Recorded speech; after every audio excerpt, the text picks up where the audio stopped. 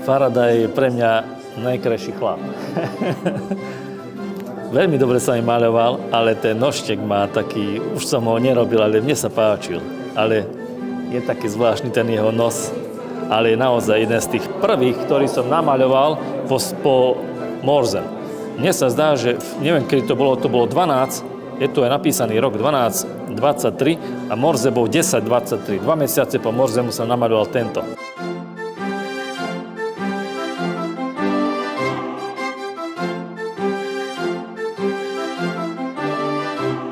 Táto zbierka vznikla vďaka Morzemu. Kamarát povedal, s ktorým debatujeme o týchto veciach, namaľovať niečo slovenské, lebo aj na Slovensku boli veľmi významní vedci a vynálezcovia, ako napríklad Jozef Murgaš. A v tom čase ma to nejak chytilo, začal som čítať diplomovky o Murgašovi, rôzne veci a strašne som bol z toho trošku nervózny, sklamaný, ako každý, kto prvýkrát sa s tým príbehom stretne. A začal som maľovať rôznych, hlavne jeho, ale aj rôznych osobností okolo toho, ktorí sa mi zdali sympatickí mne, ako aby sa mi dobre maľovali. My sme sa zoznámili cez pána Jozefa Petrika, pána farára Stajova, ktorý mi zavolal a povedal mi, že tu zaujímavý človek, pán Hondáš, ktorý by sa chcel zaoberať s tematikou Jozefa Murgaša a robí špeciálne výtvarné diela, fresky. My sme zhodou okolností mali vtedy spoločnú akciu s Maticou Slovenského v Bratislave, kde sme mali takú prezentáciu práve k týmto 3 výročiam Jozefa Murgaša a on ma požiadal, či by nemohol doniesť pár obrazov. Tak ja som to zariadil a on tam tých pár obrazov doniesol. Nebolo ich toľko veľa, ale boli tam Murgašové portréty, anténa, laboratórium a pár vecí. A vystavil to tam a tam bolo tak dosť, tak okolo 50 ľudí a zaujímalo ich to, nielen Murgaš, ale aj toto dielo. No a tak sme sa dali dokopy a som tu a pokračujeme ďalej, spolupracujeme. Naozaj sú tu veľké osobnosti ako Volt, Ampere, to sú základné osobnosti, Faraday úžasný. Naozaj sú to aj sympatickí ľudia, ktorých som maľoval, naozaj, ktorí sympatickí, ale boli tam naozaj takí, ktorí sa ťažko maľovali a ktorí naozaj nevyšli a nie sú tu medzi nami.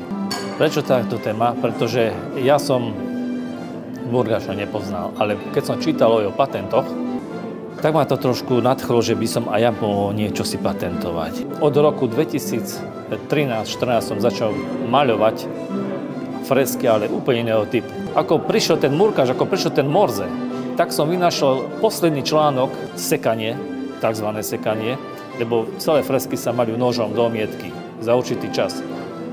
A hovorím si, ak ten pán Murgaš ma tak inšpiroval, že dám si to patentovať, a naozaj sa stalo. Ten čas výroby je veľmi krátky, čiže on musí byť sústredený, musí byť na to absolútne, musí mať na to náladu, musí to vedieť a urobiť portrét. Je ľahko robiť možno nejakú vec, ale portréty a takých významných ľudí, medzi nimi aj Murgaš, samozrejme, čo je pre nás veľká česť, tak to je úžasné a je to nové. Vidím v tom paralelu. Murgaš, vynálezca, maliar a pán Gondáš, vynálezca tejto technike. Je to možno v inom pomere samozrejme, ale je to výzva a je to v symbióze. Teším sa. Obrazy sú zaujímavé tým, že sú to zostavný materiál, ktorým pracujem už 15 rokov po stavbách. Sú to fresky. Táto maľba si vyžaduje naozaj veľkú energiu v určitý čas. Musí sa namaľať za niekoľko hodín. V lete samozrejme je to kratšie, možno, že 3-4 hodiny máte, v zime máte možno, že 6 hodín, možno 12, to nik nevie. Ako sa bude správať omietka, v akom je štáde, ako si kúpite omietku, či príde omietka, ktorá je na sklade pol roka, alebo nie, to nikto nevie. Musíte nabrať toľko energie, aby ste sa nejaké 2-3 dní niekde zavreli a maľovali deň, noc v kuse. A vtedy to možno, že po určitom čase príde tá technika do vašich znovu rúk. To nie je také jednoduché, že dneska chcem maľovať, nie, nedá sa. Musím mať toľko energie, aby som to zvládol. Keď to nezvládnem, tak som veľmi smutný a ťahá ma to do depresie.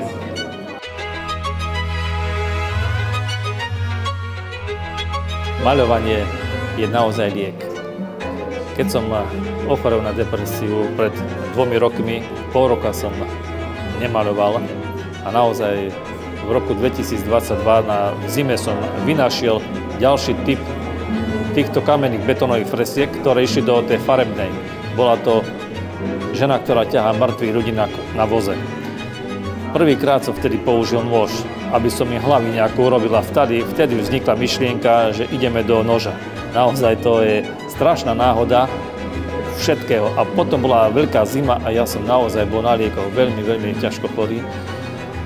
A tá maľba ma veľmi ukludňovala a bez tej maľby by som už nikdy nebol, pretože naozaj, kým vytvoríte ten obraz, je určité časové obdobie a nemôžete skončiť dovtedy, kým sa neukludníte a neurobíte ho.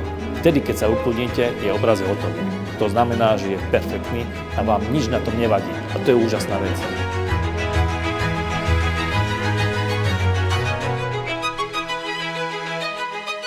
Ak niekto naozaj hľadá, čo s voľným časom, jednoznačne nemusí nič vedieť. Stačí, keď si zoberie naozaj maľovanie bežné. Ide na kurz maľovania. Ja som nebol na žiadnom kurze maľovania. Nebol som nikdy. Neviem namaľovať takmer nič s ceruzkou. Musíte stále niečo nové robiť, niečo vymýšľať, aby ste nedostali na tom istom psychickom položení. Musím niečo hľadať v tých freskách, kde by som ešte sa mohol posunúť. Sú rôzne osobnosti okolo elektrotechniky, ktoré tu nie sú, ale nejak mi nesadli. Nesadli mi, ale možno, že každý maliar má niekedy také obdobie, že niekedy mu nesadnú nejaké osobnosti, ale namaluje ich možno na budúci rok. Tak to je normálne. Takže čakám na ďalšie osobnosti, ktoré prídu do tejto zbierky a dúfam, že bude úspešná naďalej.